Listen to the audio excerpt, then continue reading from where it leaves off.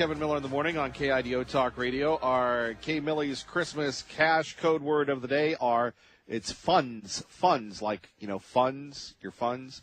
Go to KIDOTalkRadio.com, type in the word funds, and you could win up to $5,000. The KIDO Kevin Miller cash code brought to you by EGT Solar, the Treasure Valley's Solar Authority. And don't forget, listen today at 8:05 for the next cash code word. And at 3:05 during the Sean Hannity Show, where you'll hear me give you another chance to win up to $5,000. And, as Mrs. Miller reminds me, a possible trip to see The Voice. I'm just excited right now, thinking of seeing, I was going to say Gwen Stefani, but she's not on there. Let me see. Miley Cyrus, that'd be Adam Levine, that guy Blake, Jennifer Hudson. Oh, yes. Who wouldn't want to go see The Voice? That would be the best ever, right? So your chances to win on KIDO Talk Radio simply by listening at 6:05, 8:05, and then with Sean Hannity today at 3:05. Our great friend Julie Yamamoto joining us once again from Ridgeview High School, home of the Warhawks. So good to be back. So glad to have you. Thanks for coming. So when we take a look at this school, it's rolling, creating that tradition. How have things changed since we were here last year? Well, I think that students do understand that we're trying to provide a safe, caring environment, but that there are rules that go along with that.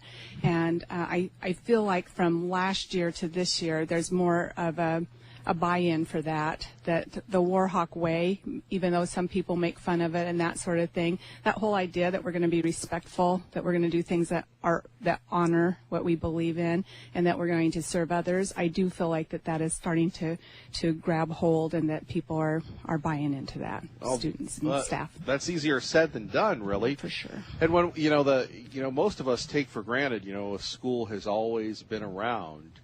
And we don't know really what goes into a new building, a new school, new kids. That's a lot of pressure because you are literally the foundation here. Right. But I think what has changed from last year to this year is last year I had to do a lot of the first assemblies and talking to kids about what the expectations are. This year, the student body officers and the class officers, they ran all those first of the year school meetings. And so it was students talking to students about what it means to be a student here and what are the expectations and how do you get the most out of, people complain about school, but let's face it, this is the way that we open doors to get them to their next steps, to their future. And so how do you make the most of that? And I think when you hear it coming from your peers instead of from an old lady like me, I think it makes a difference. Well, my mom will tell you, I never complained about school. No, never. Love getting up. You still do, 5 in the morning. Apparently, and the amazing thing is we have students here working out already. Right. The cheerleaders, they have to meet almost every morning. If you want to be competitive and our motto is above the best. Well, how do you do that? You don't do it by sleeping in and taking it easy. You have to put some work and time into it. Now, for those people that aren't familiar with Ridgeview, this is year 2, is that Year correct? 2. Year 2, amazing. So what was it like to have that first graduating class? Well, that is one of my favorite times because it is the culmination of 12 to 13 years, depending on if they had kindergarten or not. Right. And so to see them come walking in and to start their new tradition about circling at the very end of their ceremony, singing the school fight song before they throw their mortarboards into the air, it was pretty exciting to see that even in a year there was a sense of family. There was a sense of this is my school, and maybe I'm graduating from here, but I'm a Warhawk forever. And even that 1 year made a difference in their lives. Well, and just the name of the mascot, it has such significance, and your partnership with area veterans, the Warhawk Museum.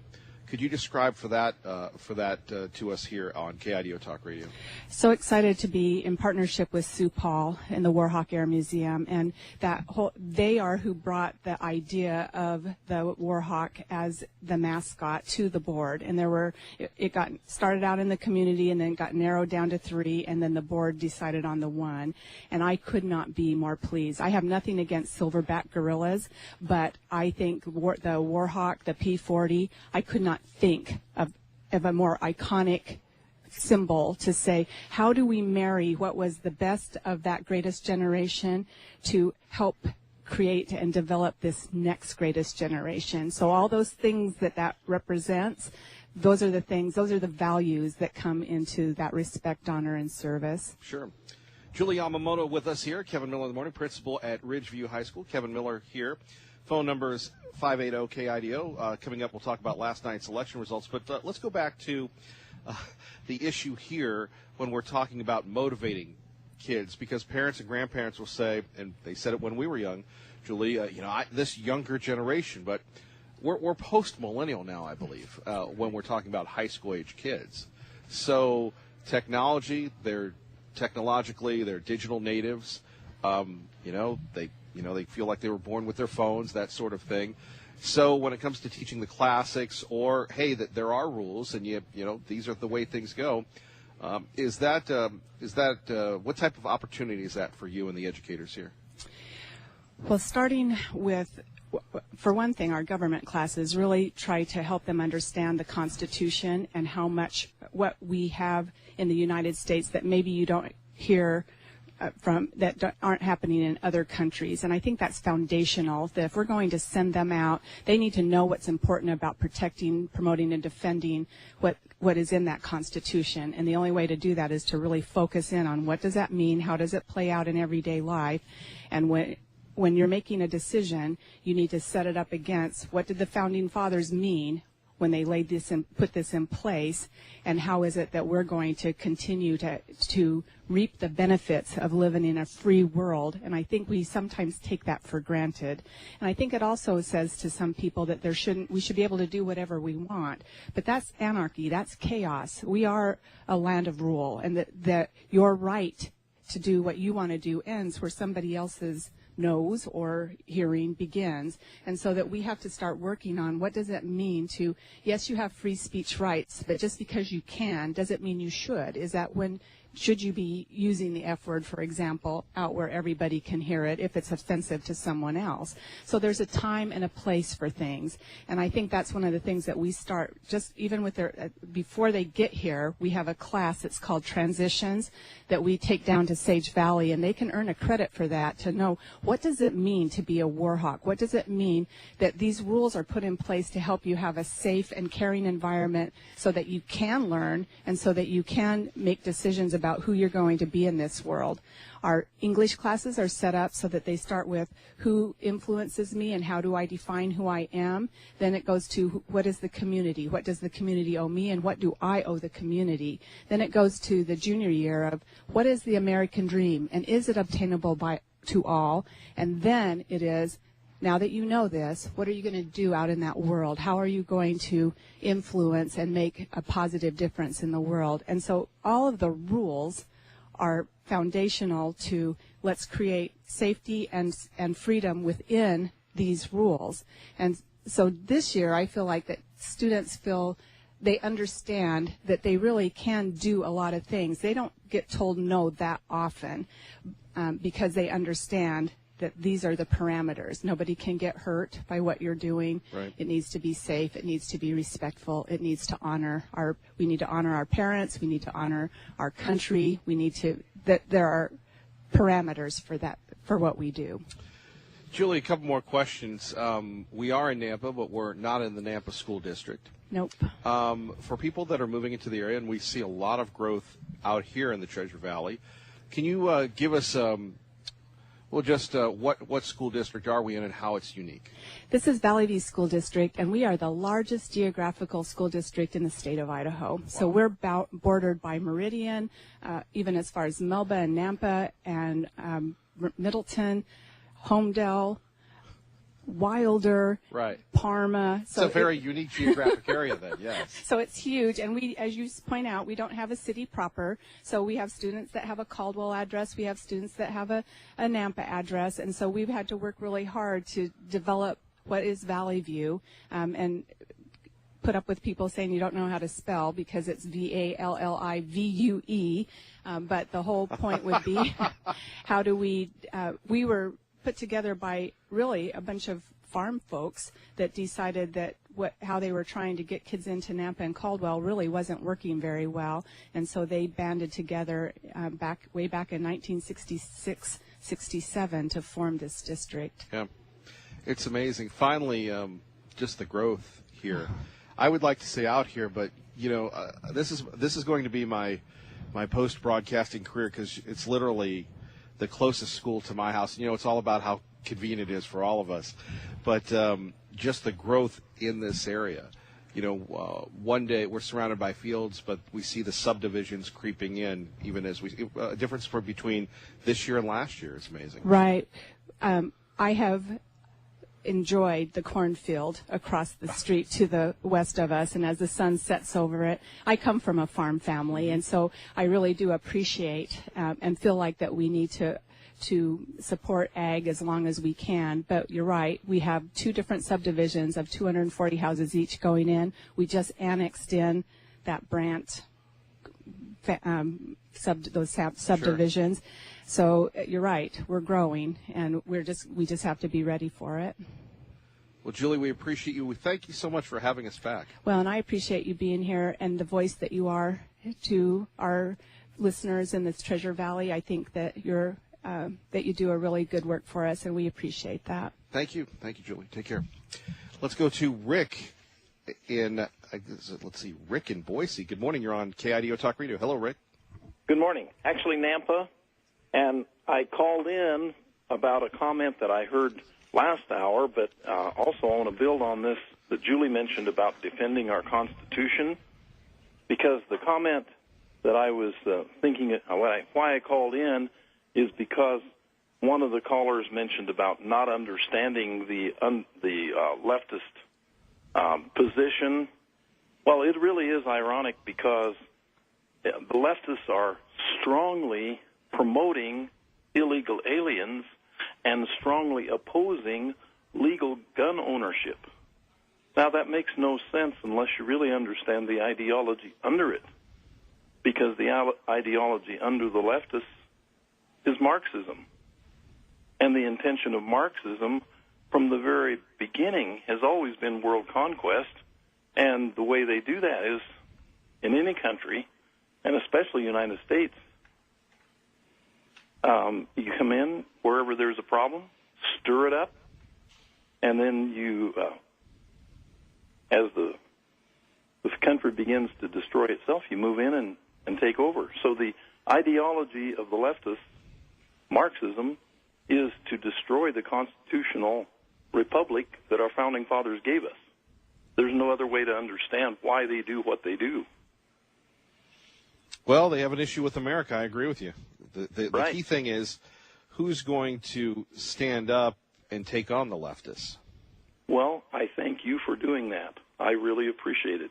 And we do need to be defending our Constitution, which was by our founding fathers, based upon Christian biblical principles. And so underneath Marxism is always the Darwinism that wants to undermine faith. In fact, two of the basic principles of Marxism is you destroy faith in God and you destroy strong families, because the Marxists are smart enough to know you cannot build a Marxist society where the government is God when you have a nation that is strong, has strong faith in God and strong families. So when we look back over the past 50 to 60 years and see the undermining that's taken place, we understand what's happening, because that is their purpose. Rick, thank you for listening to KIDO Talk Radio. Appreciate you. Hey, I appreciate you, and thank you. Keep on doing what you're doing. Thank you, sir. God bless. God bless you. We are at Ridgeview High School, promoting our school, securing our future, thanks to our friends at CapEd Credit Union, Team Mazda Subaru. Coming up next, we'll go over last night's election results and some fascinating stories on what it takes to get elected here in the Treasure Valley. You're listening to Kevin Miller on KIDO Talk Radio. And blessed to be a part of your day, Kevin Miller in the morning. Phone numbers 580-5436, 580-KIDO. We roll on. Before we get to last night's election results, let's go to Bill in Boise with Kevin Miller at KIDO. Good morning, Bill. Good morning. Thanks for taking my call. I appreciate what you do. I think you're an asset to the community. I wanted to mention I'm going to call out the schools. I appreciate what you do in bringing information about the schools to the radio. We have gone to, for the last decade, we've gone to the the high school basketball tournament, and spend the weekend watching basketball. It's a lot of fun. At the Ford Idaho Center, right? Yes. Well, okay. it's throughout the valley, and then the culmination of it is at the Idaho Center. Okay. At the beginning of each session, they have the national anthem, and they do a fairly good job of respecting and going through that ceremony. But they usually don't. In fact, I have never seen a student singing the national anthem, or I'm not sure about having the band play it or the choir sing it or whatever. So I call the Idaho Center, get in touch with their people or the organization of whoever puts that together, and they say, we invite them to, and nothing ever comes of it. So I'm calling the schools out. I said, send somebody to, I think that would just be more personal and stimulate more pride in our country, in our national anthem, if they sent the schools to or a student to sing the national anthem at that time. So you're saying, wait a minute, you're saying, so I understand you correctly, Bill, you're saying that at these playoff games or every game they don't do the national anthem. They do that. They sing the national anthem. They play the national anthem, and the crowd stands and places their hand on their heart, and all that is done properly. But they invite a student. They send the information out to all the schools, as I understand it, and say, if you want to send somebody to sing it, an individual to sing the national anthem, that's an invitation, and the invitation is rarely and almost never accepted. Boy, that's a lost opportunity. That's a lost opportunity. Sorry to interrupt. That's a lost opportunity. Okay, that's my point. I'm glad I stumbled through it. And my challenge is to all the schools, send somebody. Let's show a little pride in our wonderful country. I totally agree. We'll bring that up, Bill. Thanks for putting me on. Thank you for listening to KIDO Talk Radio. Time for traffic and weather together. I was sitting here taking a look at yesterday's election results, and it's fascinating. First of all, congratulations to Debbie Kling winning in Nampa. Mayor Nancolis in Caldwell won with his sixth term. But think about elections in Idaho, and I don't know how much longer they're going to be not as significant, but as special as they are. You take a look at running for Congress. I know our friend George is thinking about throwing his hat into the ring, or perhaps Ray Amaya running for governor, or Tea Party Bob or somebody like that. That's big money. But some of these races here, and this is, I think, unique to the Gem State, where you have the population of Nampa, Idaho. How big is Nampa, do you think? 50,000? Got to be bigger than that, right? It's Idaho's third largest city. 91,000 people as of last year. Meridian just a little more with 95,000. So how do you think how many people voted when it comes to the mayor's race? Debbie Kling won with what? 3,600 votes out of a city of 91,000. Okay. Mayor Henry collected 2,700 votes. Okay, we'll just round up. 3,700 votes for Debbie Kling. That was 53%. Mayor Henry, 2,800, we'll say. Melissa Sue Robinson, and we know Melissa from our first days here in the Treasure Valley. Melissa Sue Robinson was transgender when transgender wasn't cool. One of the OGs when it comes to being trans. Can you say that? An OG transgender? So much so that it wasn't even brought, it didn't even make the news because people are used to it around here. She received almost 500 votes. So what is that here? And since we're at Ridgeview High School, we won't do the Kevin Miller guesstimate, which will reveal the inadequacies of my educational background. So let's see. We've got the calculator here, 3,700 plus 2,800. Now, you savants already know the answer to this, plus 500. So what is that? No, that can't be right. 2,700 plus 3,700 plus 500. So almost 7,000 people, not even 7,000 people, determined who would lead a city of 91,000. That's amazing. Should more people have voted? I don't know. We'll talk about that as we wake up here at Ridgeview High School. By the way, speaking of waking up, we're very excited. We're less than a week away from moving in at the Walmart on Garrity and Franklin in, you guessed it, Nampa, Idaho. It's the 7th or 8th or 27th edition of Miller's Mission. That's right, where Kevin Miller asks you to give a turkey. Don't be a turkey, because gosh knows I resemble that remark, benefiting the families of the Boise Rescue Mission.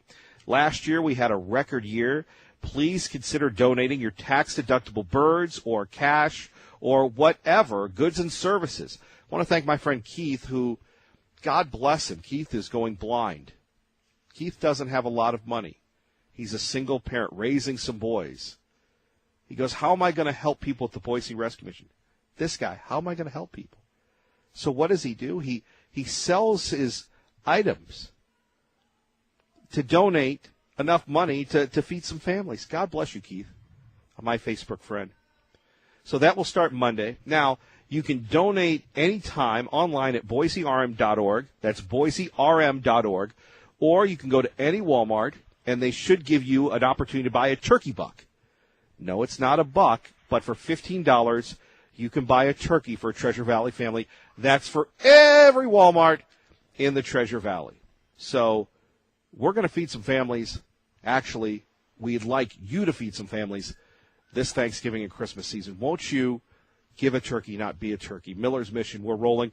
By the way, new blog up, a funny video. If you've ever wondered what it's like, the characters, the cast of the radio station, you'll get a behind-the-scenes look at some of my coworkers as Reverend Bill chases me through the not the rescue mission, that's a video too, through the broadcast center. Sometimes the broadcast center resembles the rescue mission. However, it's a great, funny video if you need a good laugh, number one.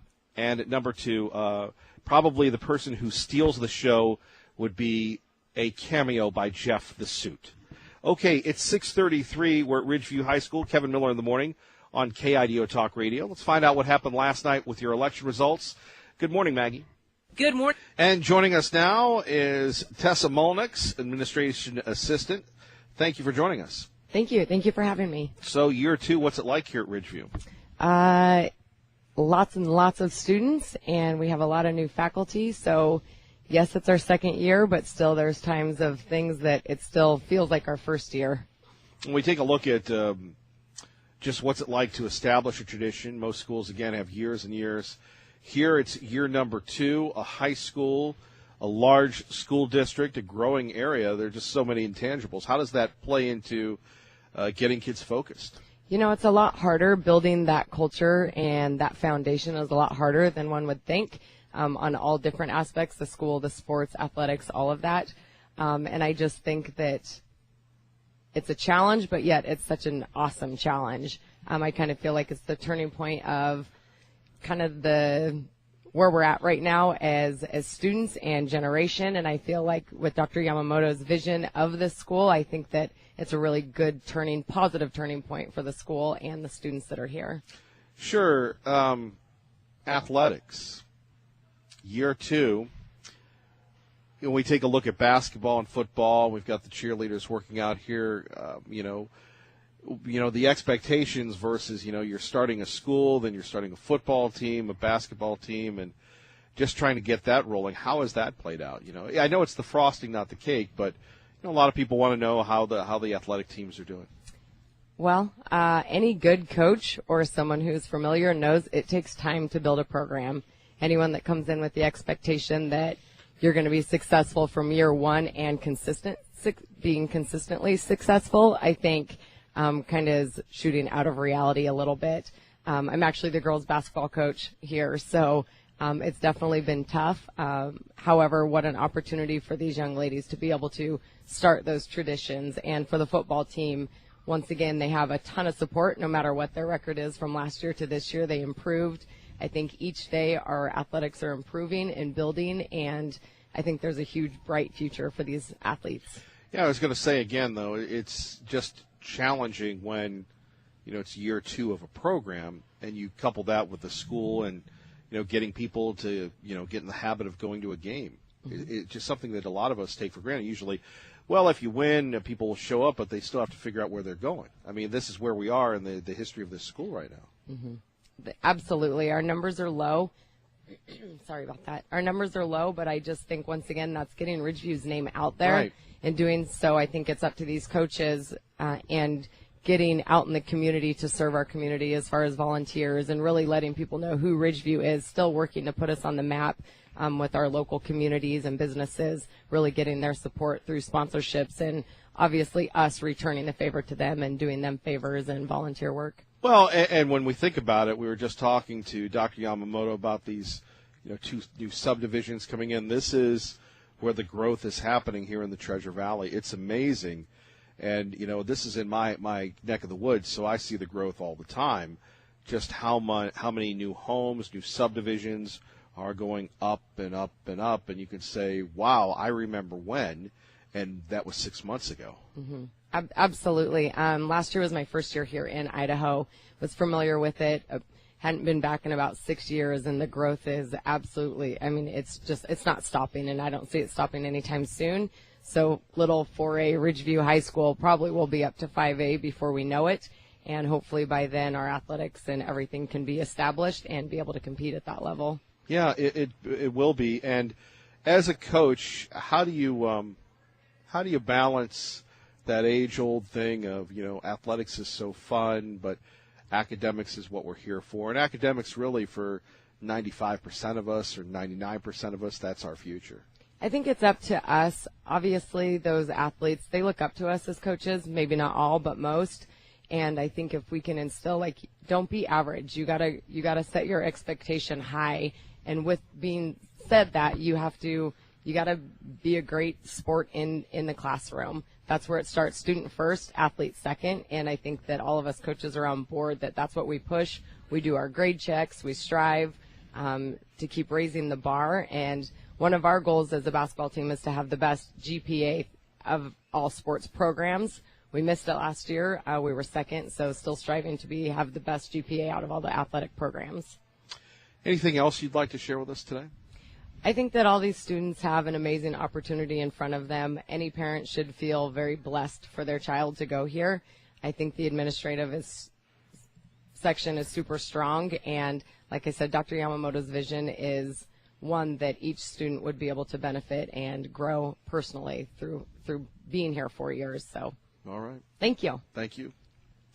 Kevin Miller in the morning here as we continue on. Phone numbers 580-5436, 580-KIDO. Coming up, certainly more from Ridgeview High School. Let's take a look at your Miller morning montage on KIDO Talk Radio. I called Phil Murphy and congratulated him on a fabulous race. Up and down this state, from the shore to the Delaware River, from the Pine Barrens to the Skylands, in cities and suburbs, I have campaigned on one very clear pledge. I've got your back. It was a great race. We left no stone unturned. This is one of the first major elections since Donald Trump was elected. Tonight, New Jersey sent an unmistakable message. We are better than this. I just called Lieutenant Governor Ralph Northam to congratulate him on becoming Governor-elect Ralph Northam. He's a good man, and I appreciate his service to our country and our Commonwealth. Whether you voted for me or not, we are all Virginians, and I hope to earn your confidence and support as we move forward. And good morning, Kevin Miller in the morning here at KIDO Talk Radio. Let's go over the winners and losers nationally. Voters in 2 states picked up replacements for their term limited governors. Democrat Terry McAuliffe in Virginia, Republican Chris Christie in New Jersey. In Wisconsin, seen as an early referendum on Donald Trump. In Virginia, Lieutenant Governor Ralph Northam defeated Ed Gillespie. In New Jersey, front-running Democrat Phil Murphy defeated Lieutenant Governor Kim Giordano. So we have two Democrats there. The big cities, the Dems won. In other news throughout the day, it looks like in Seattle, former U.S. Attorney Jenny Durkin took a strong early lead in the race for mayor. Voters were choosing between Durkin and urban planner Carrie Moon to replace former Mayor Ed Murray, who resigned earlier this year amid sexual abuse allegations, only in Seattle. Okay, in Utah, the Republican mayor of the Mormon stronghold of Provo, Utah, won a special election to replace Representative Jason Chaffetz, who resigned earlier this year. In an expected victory in the heavily Republican congressional district, John Curtis beat Democrat Catherine Allen and third-party candidate Jim Bennett. So there we have it out of Utah. Now, let's go over our Idaho results. And I know what you're saying, well, Kevin, what does it mean to me? To me, it's fascinating because, I'm looking at the census data that shows there in the Treasure Valley, there's just over 650,000 people. Expect that to be closer to 700, if not 750,000. Almost 1 million people probably will be here by the next census. So you would think a lot of people would vote. Well, that's really not the case. In Boise, a city council seat, the winner there, Lisa Sanchez, she got about 10,000 votes. T.J. Thompson in a close race over Naomi Johnson. He got about 11,000. She got about 9,000. Holly Woodings won the levy in Boise. Hey, how about this? Everybody in Boise decided to vote for another levy. I guess that 20,000 people decided they want more taxes. Good for them. That's why I'm telling you, outside of the Treasure Valley is where it's happening. If you can afford the taxes and you like giving everything away, good for you. But I digress. In Meridian, to be a city councilman, you've got about 2,800 votes. You've got seat 4, Treg Burnt. Luke Kavanagh, the perennial winner there with over 50% of the vote. 2,400 people. To get elected in Eagle takes you about 1,300 votes. Garden City, about 750 votes to be a city council person. And we can go over these again and again. Now, a lot is made about what happened in Star, Idaho. Basically, what happened is you had the mayor break a deadlock between the city council. Yes, Star has a city council, believe it or not. So the vote was 2-2, whether or not they were going to open it up to this high-density apartment complex. Most people in the city voted no. They didn't want it. So the mayor broke the vote and voted yes for it. Now, God bless the city of Star, but I mean, when our big accomplishment there is the Dairy Queen, it's not like we have all this infrastructure in Star, Idaho. And I'm not picking on Star, Idaho. I happen to live there, and we have lovely mix of the massage parlor, the hair salon, the Subway, the 2 bars, and, some manufactured homes all along the main strip. And then we've got the former, I think it was a former hotel or something where the guy that has the barbecue stand is. So there's not a lot of infrastructure in this tiny town. You have 1 or 2 stoplights, if that. So the people there are very concerned. I mean, in Star, Idaho, it's legal where you can go out and shoot your gun outside your door. And I remember Two Fly Bride going, you can't do that. Yeah, you can, just not outside my door. So you're going to bring in more people. And you had Gary, the former Star City councilman who used to listen to this program. He got a recall going. Well, the recall failed. And, people will say, well, it didn't work. Yeah, I think it did. Whether you win or lose, you're holding politicians accountable. And you could see a ton of signs for people. And to me, in an age of apathy, whether you win or lose, if you participate, I think you're a winner. Going to the city of Nampa, which was an interesting race. Now, there are over 91,000 people that live in Nampa, Idaho. How many people do you think it would take to win a mayor's race? How many people out of 91,000 people voted? We talked a little earlier about that. But winning was Debbie Kling. and we talked to her last week when we did our inaugural Miller's Mission. So for 91,000 people, only just under 7,000 people voted. Now, she won with 3,600 votes, followed by the soon-to-be former mayor, Mr. Henry, a nice young man, at 2,800 votes. And then you had Melissa Sue Robertson, the OG of the transgender community, at about 500 votes. But you're looking at 7,000 votes for a city of 91,000 people. You know, I should have moved to Nampa. I mean, you have somebody, this is what happened in Colorado. You have somebody coming in to these cities, they throw a lot of money, a lot of resources, and you can change the dynamic. Thankfully, that hasn't happened here in Idaho. We have good people from Idaho that want to live in Idaho, that are about Idaho.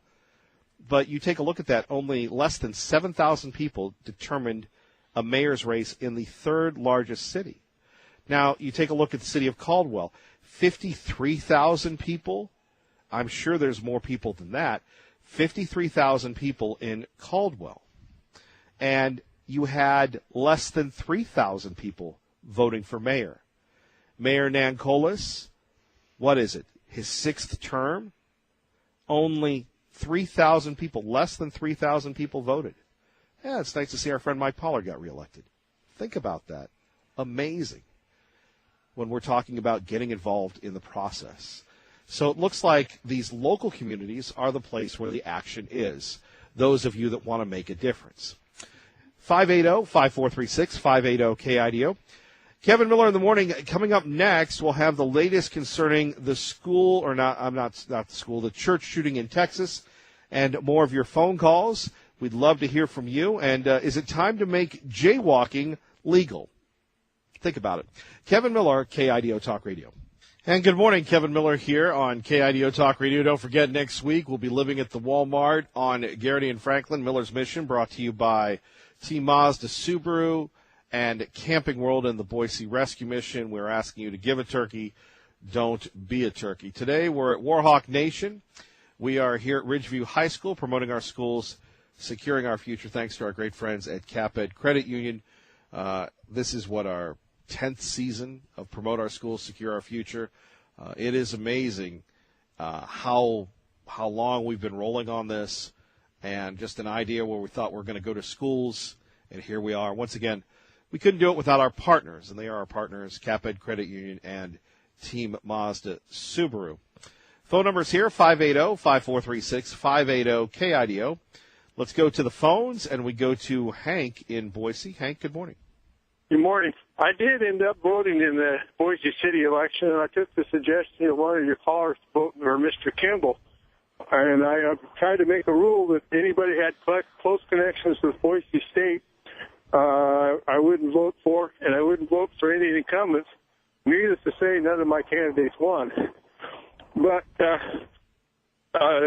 thing is you're wondering about the low turnout. Heck, most of these people that run for these positions, are run on the same old platitude, same old. I mean, it's hard to get excited about city elections, especially like in Boise, because all you're getting is basically mayor beater acolytes, and you don't really feel like your vote is going to change anything one way or the other, whether you vote in an election or not. I mean, the beater turns around and passes another bond issue. I mean, he loves to tax it. The reason why Boise's growth is slower than the surrounding areas because Beater imposes more taxes and more expenses. It's more expensive to buy a house or home or to maintain a home in Boise because of Mayor Beater. Well, then you had people voting for the additional levy, too. So people in Boise, they love paying the taxes. They love paying for more and more and more. And they love for paying for the mayor's expansion. Yeah, and the thing is that we've been able to defeat him like on the trolley car and hopefully on the stadium, because actually it could have been a lot worse. I mean, he's sort of like a money pit. We try. It's a constant battle to save the city from another Mayor Beater project that's going to threaten to put the city millions of dollars in debt for a long time and raise additional levies on top of that. I mean. It seems like he has a pre-election for projects that don't make money. In fact, lose money. Great call, Hank. Good morning, Dave.